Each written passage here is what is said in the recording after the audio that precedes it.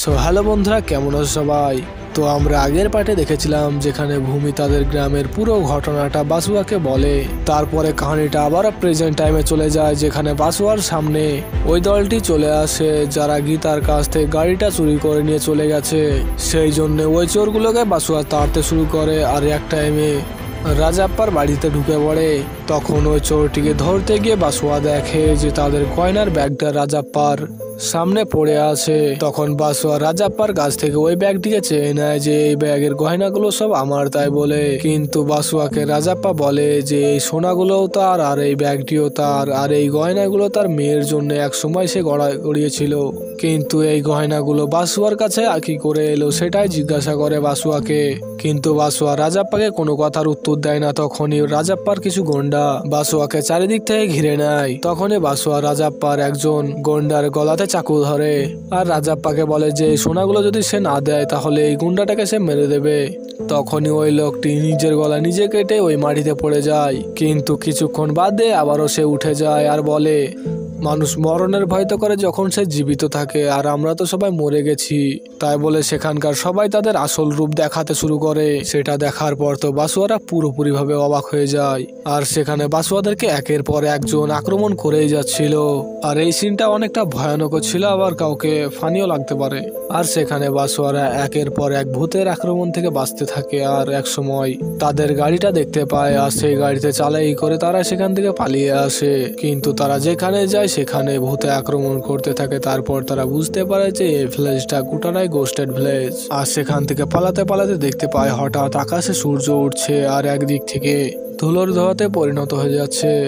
যদি তোমরা অ্যাভেঞ্জার দি infinity war দেখো তাহলে এই সিনটাকে দেখে বুঝে যাবে যে আমি কোন সিনের কথা বলছি। তো চলো বেশি কথা না বলে কাহিনীতে যাই। আর এই রাস্তায় যেতে যেতে তারা দেখে যে পুরো গ্রামের যে আত্মাগালা ছিল সেগুলোর বডিটা যে ধোঁয়াতে পরিণত হয়েছে সেটা একটা পোর্টালের মধ্যে দিয়ে চলে যায়। সেটা বাসুয়ারা দেখছিল। তখনই তাদের মধ্যে একজন বাসুয়ার গয়নার ব্যাগটা নিয়ে এসে পোর্টালের মধ্যে চলে যায়। কিন্তু বাসুয়া অনেক চেষ্টা করে তার ব্যাগটিকে ফিরিয়ে নিয়ে আসার জন্য, কিন্তু সে কিছুই করতে পারে না।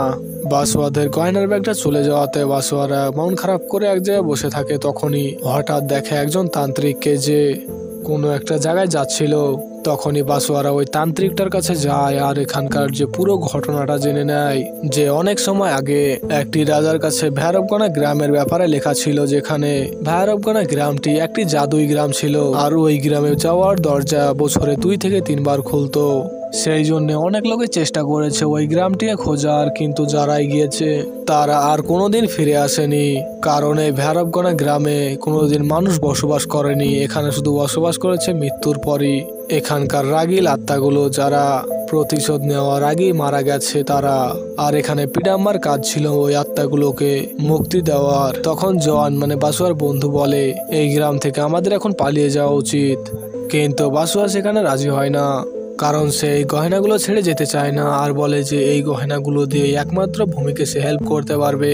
তখন সেখানে বাসুয়ারা একটা প্ল্যান তৈরি করে যে রাজাপ্পা আজ পর্যন্ত তার নিজের মেয়েকে কোনোদিনও দেখেনি, কারণ সে আজ থেকে 20 বছর আগে মারা গেছে। আর তার মেয়ে এখন কিরকম দেখতে সেটাও সে নিজে জানে না। আর এখানে রাজাপ্পাকে বোকা বানানোর জন্য গীতাকে তার মেয়ে হিসেবে পাঠানোর প্ল্যানিং করে। কিন্তু তাদের কাছে এই কাজটা সহজ ছিল না। সেই জন্য তারা ওই বিয়ে বাড়ির একজনকে ধরে আর তার কাছ থেকে পুরো কথা জিজ্ঞাসা করে যে এই গয়নাগুলো মোরালির কাছে কি করে এলো। তখন ওই ছেলেটি বলে আজ থেকে অনেক বছর আগে রাজাপ্পার বাড়িতে রান্নার কাজ করত। আর রাজাপ্পা রোজ অনেক বাড়ি থেকে সোনা দানা চুরি করে নিয়ে আসতো, সেটা রাজাপ্পা তার মেয়ের গয়না তৈরি করত। কিন্তু একদিন ওই গয়নাগুলো দেখে মোরালির লোভ লেগে যায় আর ওই গয়নাগুলো নিয়ে পালিয়ে আসছিল। আর তার সামনে রাজাপ্পা চলে আসে আর রাজাপ্পার সাথে ধস্তাধস্তি করতে রাজাপ্পাকে ওপর থেকে ফেলে দেয়। আর তখনই সে মারা যায়। সেই জন্য মোরালিকে মেরে সে বদলা নিতে চায়। তারপরে রাজাপ্পার মেয়ের ব্যাপারে বাসুয়ারা ভালোভাবে খোঁজ নেয় যে তার কি কি পছন্দ ছিল আর তার কি কি পছন্দ ছিল না সেই সব ব্যাপারে। তারপরে রাজাপ্পার বাড়িতে আবারও 3 জনে চলে আসে। আর সেখানে রাত হতে রাজাপ্পারাও সেখানে চলে আসে। আর সেখানে বাসুয়াকে দেখে রাজাপ্পা অনেক রেগে যায় আর রাজাপ্পা বাসুয়াকে মারতে যাবে কি, তখনই বাসুয়া বলে যে আমি আপনার জন্য অনেক দামি একটা গিফট নিয়ে এসেছি আর আপনি আমাকে এভাবে অপমান করছেন। তখনই বাসুয়া গীতাকে ডাক দেয় আর রাজাপ্পাকে বলে যে এই দেখেন আপনার মেয়ে কত বড় হয়ে গেছে। কিন্তু বাসুয়ারা এখানে একটা বিপদে পড়ে যায় যে রাজাপ্পা তার মেয়ে কি সেটা কনফার্ম করার জন্য এমন একটা কোশ্চেন করে যেটা বাসুয়াদের জানা ছিল না, কিন্তু সেটা গীতা জানতো। তাই সহজের মাধ্যমে গীতা সেটা বলে দেয়।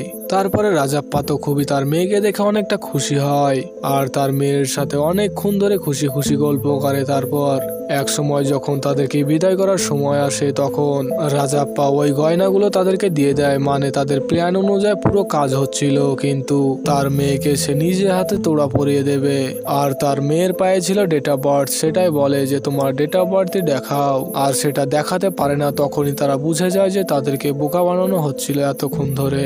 সেই জন্য বাসুয়াদেরকে তাড়তে লাগে আর বাসুয়ারা আর তারা তাদের গাড়িতে করে পালাতে থাকে। কিন্তু কিছুটা দূরে যেতে তাদের গাড়ির সামনে পিডাম্মা চলে আসে আর সেখানে পিডাম্মা বাসুয়াকে বলে যে আজ পর্যন্ত এই গ্রামে বিনা স্বার্থে কেউ আসেনি।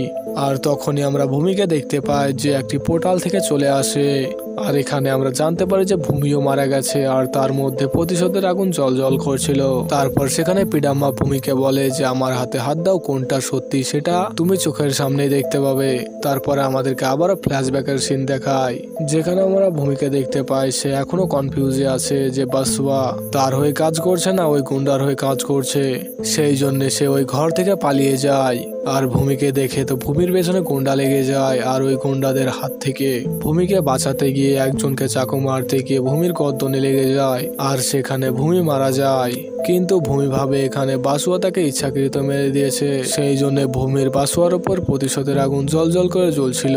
কিন্তু এখানে ভূমি জানতো না যে তাদের গ্রামটাকে বাঁচানোর জন্যই বাসুয়াই একমাত্র খাটছে, যে ভূমির অর্ধেক কাজটিকে পুরো করার চেষ্টা করছে।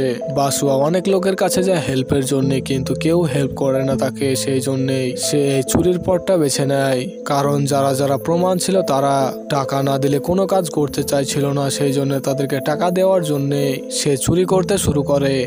সেটা জানার পর রাগ তো পুরোপুরি মিটে যায় ভূমির, আবার চোখের জলও চলে আসে। ওইদিকে রাজাপ্পা আর রাজাপ্পার সব লোকগুলো বাসুয়াকে চারিদিক থেকে ঘিরে ফেলে আর একের পর এক গুন্ডা বাসুয়াকে আক্রমণ করতে থাকে আর তাদের সাথে লড়াই করতে সে শক্তিতে পেরে উঠছিল না। তখনই পিডাম্মা তার নিজের ছড়িটা দিয়ে দেয়।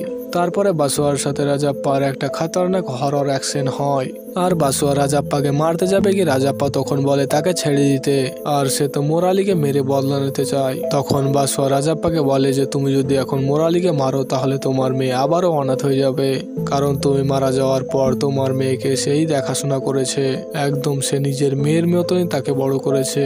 তখন রাজাপ্পা মোরালিকে তার মেয়ের জন্য আবারও ক্ষমা করে দেয়। রাজাপ্পা আর ভূমির আত্মাটা মুক্তি পেয়ে যায় আর এই গ্রামে যতগুলো আত্মা ছিল সবগুলো সকাল হতে ওই পোর্টালের মধ্যে চলে যায় আর আমাদের কাহিনীর দ্য এন্ড এখানেই হয়ে যায়।